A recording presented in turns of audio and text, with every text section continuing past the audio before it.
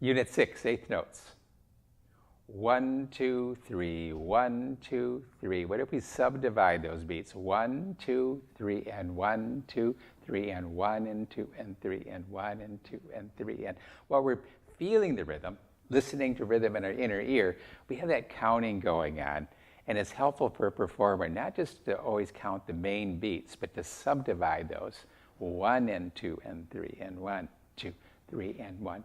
Notice I'm not subdividing every single one. Sometimes that feels a little bit artificial, but sometimes just few subdivisions in their work. I like this one. 1, 2, 3 and 1, 2, 3 and 1, 2. And why was that effective? Because 3 and 1 leads us over the bar line. You might keep in mind that the more you can flow over the bar line to the downbeat, that is to beat 1, that gives a wonderful musicality to your playing.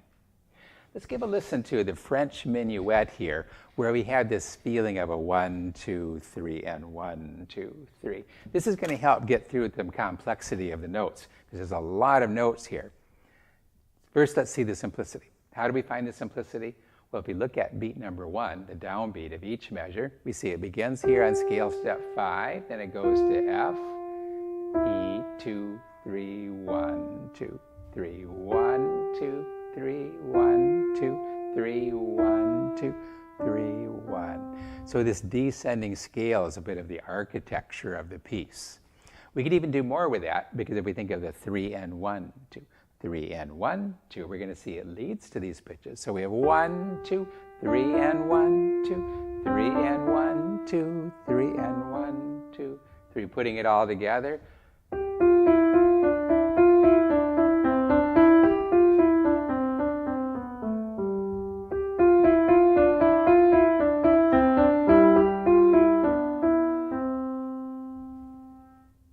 Beautiful expressive minuet.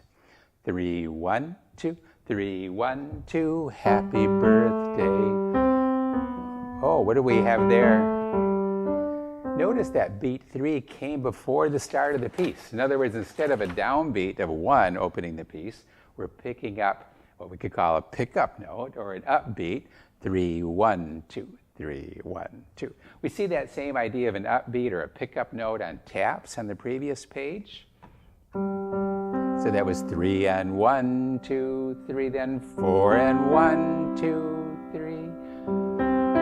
Notice these are all chord tones.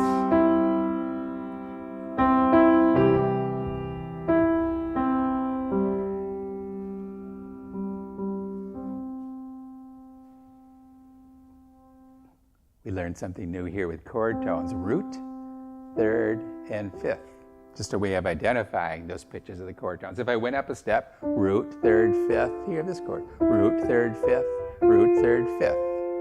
So in our taps, we didn't start with a root, did we? We started down here. Root, third, fifth, fifth to the root, then up to the third, and eventually up to the fifth.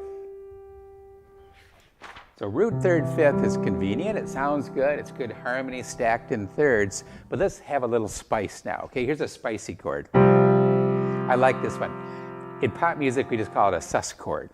The formal name for it is the suspended fourth, because it's got scale step 4 in there instead of the third. So we get a fourth, which generally is going to resolve to the third. Suspended fourth. Suspended means it's hung over from an earlier chord. And then it resolves.